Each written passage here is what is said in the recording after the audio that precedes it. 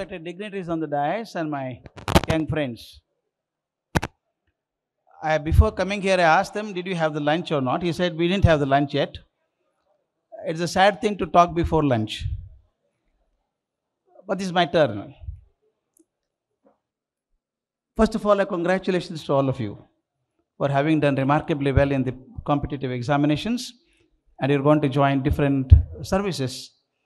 All of you carry two alphabets common, I and S. Remember these two alphabets very seriously. You are going to serve. Last alphabet is more important than the first. Service. Service whom? The Indian society.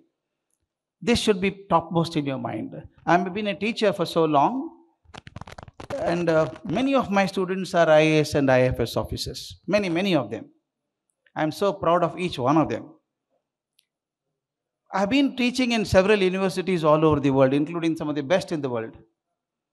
I've seen young men and women coming with flying colors in whatever they choose to do. You're one of them. I'm so proud of each one of you. Secondly, I don't want to make a big speech. I want to give an incident here, which perhaps will be useful to you in your career. I've been in touch with several IAS officers in the state and outside the state. Once a teacher came to me. He retired from service from a primary school. He was so helpless he could not get his pension done. The provident fund was not given, the gratuity was not given. He came to me because his son was known to me. He came to me and said, my papa is really struggling, sir. Can you help him? I asked him, any complications in service? He said, no, sir. I joined the same school, retired in the same school. I'm not getting my pension. I don't know where my papers are. In fact, as a person in Bangalore who has been here for the last 50 years, I know it's so difficult to get through to the files in Vidhan Sabha. If it can be so difficult for me, what will happen to a common man coming from a village? He didn't know where the file was. I didn't know what to do. The chief secretary, I'm giving the example, I don't mention the name. Chief secretary was a personal friend of mine, went and asked him, this is the problem with this man, can you help him? I told him, I'm sorry, I should not come to you directly. There are different people in the ladder, but he's not getting any response from them. He said, don't worry, sit down. He said, the old man started his career as a teacher in the school, retired in the same school. He checked up with the pre-university education board because that school became a PUC college later on. He telephoned to another friend of mine who was a commissioner of PUC board, Mr. Patil. He said, Mr. Patil, chief secretary talking to the PUC board commissioner saying, I don't know how you find the file. I'll leave the method to you. But tomorrow morning, 11 o'clock, I want the file to be with me.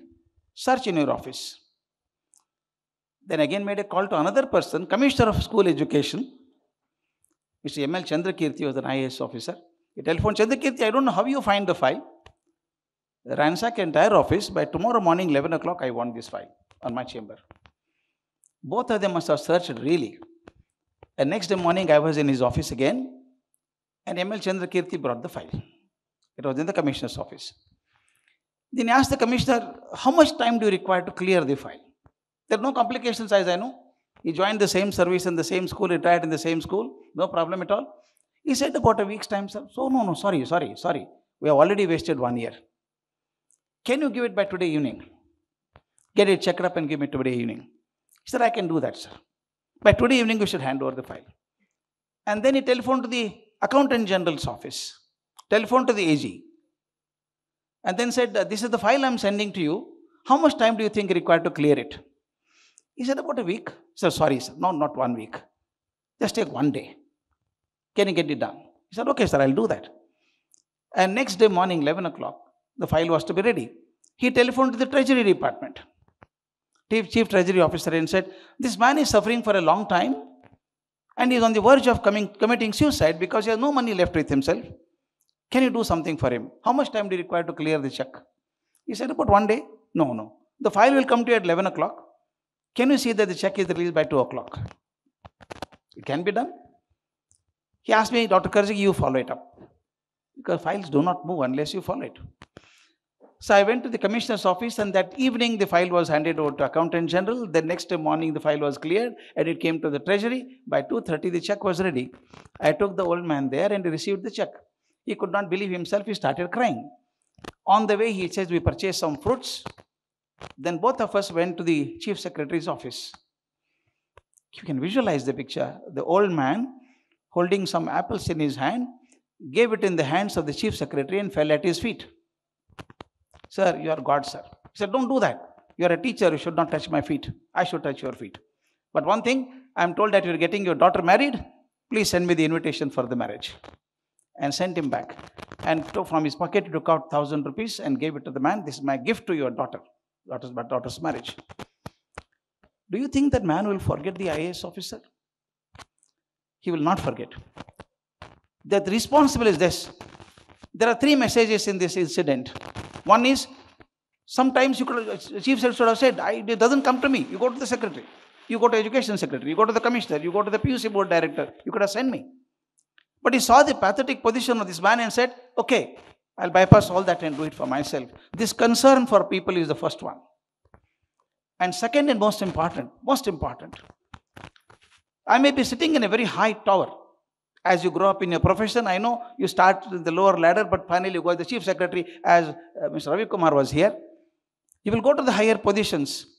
But as you go to the higher positions, please remember you have to be more humble and humble. More humble. Learn from nature. As the tree becomes taller and taller, it starts bending. And the branch of the tree which has the maximum fruit bends more. The branch which has no fruit always stands erect. Please remember, your success depends on how humble you are. I had another principal secretary education here in Karnataka. I remember him with so much nostalgic memory. I was a member of the high power committee at that time. I was sitting with him. Another same incident. One old teacher came. He embarrassed the principal secretary. He came inside and said, Namaste, sir, and removed his shirt. What are you doing? Sir, this is what I am. I have nothing left with me, sir. I am not getting my file cleared for such a long time. Immediately called the deputy secretary, called him. What is the problem with this file? He gave 10 reasons as to why it should not be done. He gave 10 reasons as to why this file cannot be cleared. Mr. Sharma looked at him and said, gentlemen, I'll give you 10 minutes time. Give me 2 reasons by which it can be given. You have given me 10 reasons for not doing it. Give me 2 reasons for doing it. Can you believe? He said, sir, I can give you right now, sir. Why 10 minutes? He gave 11 reasons for doing it. Then said, you have 11 reasons to give and 10 reasons not to give. You enjoy the privilege of having people around your table? He was doing that. As you would walk into the corridor, he found a section officer around whom 20, 30 people were standing. He just sent him out. Please call him. Nagaraj was called inside. Why, Nagaraj, so many people are standing around you? Sir, I'm harassed, sir. From morning 7:30 people chase me, sir. And Sharma told him, look, gentlemen, they are not coming to see your face. Their files are pending there. That's why they are coming. I'll tell you by 2 o'clock, if you don't clear the file, you pass it on to the next level. If they can't do, send it to me. I'll clear the file. Can you believe that in half an hour time the people disappeared? Work was done. My friends, I request you to do one thing, and this is the last word I want to speak to you. When a file comes to you, it is not a file. There is a life behind it. There is a story behind it. I have many of my classmates and friends are in IAS officers. Most of them are my friends and classmates. I have been with all of them. Some are very sensitive, some are totally insensitive. Finally, world will remember you. In fact, I always ask a question, what is the success of an IAS officer or IPS officer or IFS officer? How do you rate the success of an officer? It is by the number of people who come back to you when you retire and thank you, not when you are in service. When you are in service, people are going to say, thank you, sir, very nice, sir, you are great, sir, because their files are pending with you. But they should come back and thank you when you are no more the secretary of the education, secretary of any department. That is the success of a person. Socrates says it crudely. I love Socrates so much. He's very crude in saying, he says, success of a life is measured by the number of people who cry when you die. If people say, he died, good thing. It's a life of failure. My friends, your success is not measured by the position that you receive. Position that you reach, highest position you may reach. I was teaching in the Harvard. For quite some time I've been teaching in Harvard. When teaching in the Harvard, one student, I was talking about success. One girl stood up and asked me, sir, what is success, sir? I said, you tell me. A typical American girl stretched her arms as possible as back and said, you should have lots of money. Lots of money. I said, okay, if money is success, I have a question to ask. Without looking into Google, you should tell me. Who was the richest man in the world in the year 2000? I said, I'll take out some names for you. Bill Gates, Warren Buffett, they are not there. They said, we don't know, sir. I said, don't forget, I also do not know. Who bothers? Who was the richest man? World does not keep count of it. Does not keep count of who was the richest man in the world. Some people think power is success. I did that exercise in Rajkot recently. There were about 50 principals of CBSE schools with me undergoing training. I should not ask stupid question to principals, but they did ask. I told them, take a paper and pencil. I told them, write down the names of all the prime ministers of India without looking to Google again. Can you believe out of 50, 39 could not write all the names. 1 or 2 names are missing here and there. They said, we are so sorry, sir, we forgot. I said, don't feel sorry. They should feel sorry. Why should you feel sorry? That means, even if you become the Prime Minister of India, it is not guaranteed people will remember you. You can do it yourself, presidents of India. I had the unique privilege of being with Dr. Kalam for 15 long years. 2001 to 2015. I have not seen till today a man as simple as Dr. Kalam. And remember today somebody was talking about innocence. You should be innocent in life. It's so easy to remain ignorant throughout life, but impossible to remain innocent. Kalam remained innocent. I'll give one example and stop. I shall not bore you before lunch. I knew him so intimately. This incident touches me so much. Every time I went to Delhi, I would give a call to his secretary, Prasad. Can I meet boss? Normally he's a busy man. He was traveling so much. But he would invariably give me time whenever he was free. And at 8:30, Prasad called me back and said, he wants you at 6 o'clock in the morning.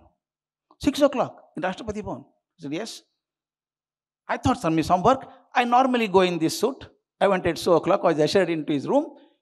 He looked at me and said, hey, you came for a discussion, huh? I said, I didn't know why you called me. Oh, we'll go for a walk. I removed my coat and put tie on the sofa and we walked together. This picture should come before your mind. As we're walking in the Mughal gardens on the backside, lovely manicured garden on either side, we have a passage in the bit. Both of us are walking and about 50 feet behind us, 2 security men were walking with gun in their hand. And he would talk non-stop. He would tell some story or the other. Suddenly, as we're going, we could see the compound wall of the Rashtrapati Bhavan. There were small little houses of security men, some little bigger houses of supervisors and all that, all quarters. Suddenly, he saw some 8 to 10 people standing in front of a small house. He turned back. One gunman came running. Hey, kya ho raha hai udhar? Kyun log khade? Morning 6 o'clock. And the security guard told, so security guard hai na sir, uski maa mar gayi sir. Kab? Aaj subah sir, 4:30 baje. Body hai kya abhi? Hey sir. What should the president do? He just went there. I followed him. He removed his shoes and walked into the house of a security guard. Can you imagine that? Small house, small hall, about 10 by 10 feet.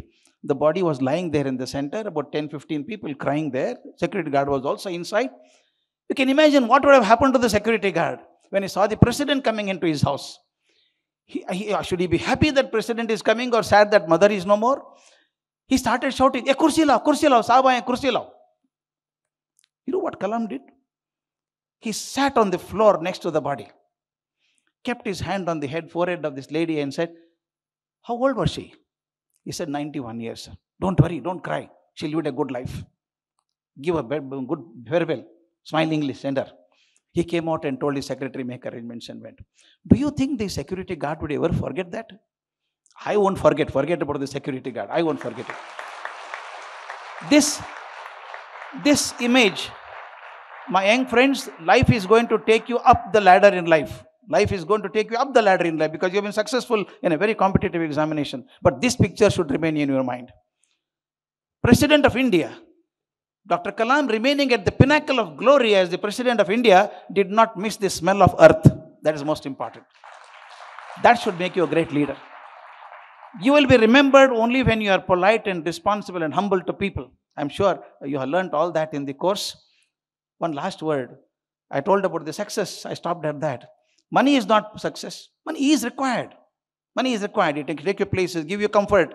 But money is not the only one which will give you success. Power will not give you success. Some people thought that physical strength is success. Some people think I should be 7 feet tall and 4 feet wide, walk like a bulldozer on the road, scaring everybody. I thought so when I was in 1960, when I was studying in the colleges.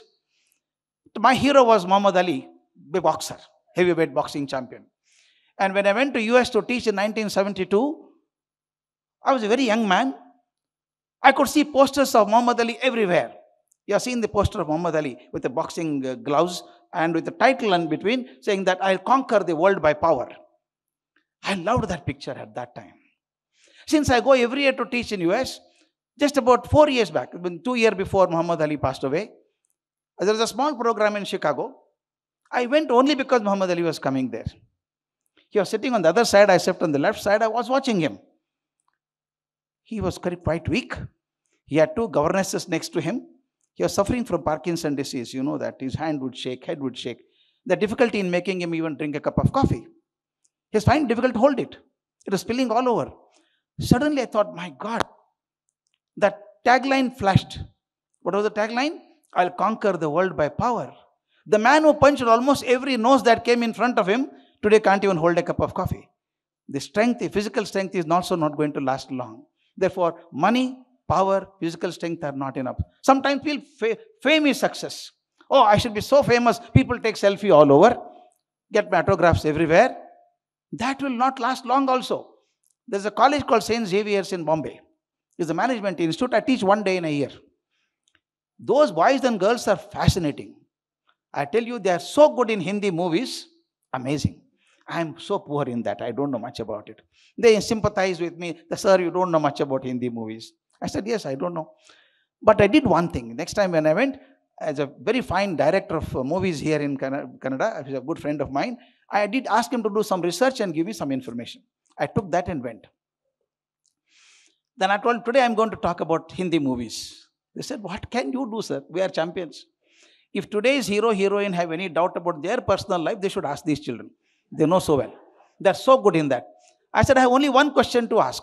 Who was hero number 1 of Hindi movies in 1940? That's the information I had received. I didn't know much. Then they said, Devanand. I said, no, I have the list with me.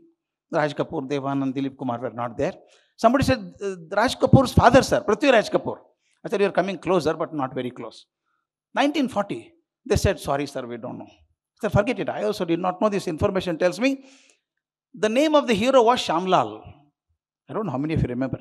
Shyamlal was hero number 1 of 1940s. I said, I didn't know. They said, we don't know, sir. I said, don't. Why I'm giving this example is, the person who was hero number 1 in 1940 is not known in 2000. So therefore, hero number 1 of 2020, if you ask boys and girls in 2060, they say, we don't know. So therefore, this fame is also not success. What is success then? I was teaching the master degree students in chemistry. While teaching chemistry, suddenly I changed my track and asked them, how many of you know your grandfather's name? They said, how is chemistry connected to grandfather? But when the teacher asked, they should answer. All of them raised their hand. I said, good, all of you know your grandfather's name. I paused for 30 seconds and then asked, how many of you know your grandfather's name? They looked around and only 2-3 hands went up. I said, good, at least 2-3 people know. I paused for another 30 seconds, then asked, how many of you know your grandfather's name? Nobody knew. I said, why? Don't know your grandfather's name? One girl stood up and said, what is the point in knowing, sir? My God. I said, I'm not asking my grandfather's name. I'm asking your grandfather's. You say, so what is so great he has done for me to remember, sir? Looking at her anger, I said, Amma, please sit down. I told others, I'll mention some more names to you. If you know the names, you can say yes or raise your hand, or they'll forget about it. They were curious. I said, you know Rama, Ayodhya Rama? Yes. Krishna? Yes. Buddha? Mahavira? Yes. Jesus Christ? Yes. Prophet Muhammad? Yes. Ramakrishna? Vivekananda? Shankaracharya? Everybody said yes. I told him I have a serious problem now. I mentioned so many names from Rama to Shankaracharya. I am not the great grandson of all these people. But remember all their names. But don't remember my own grandfather's name.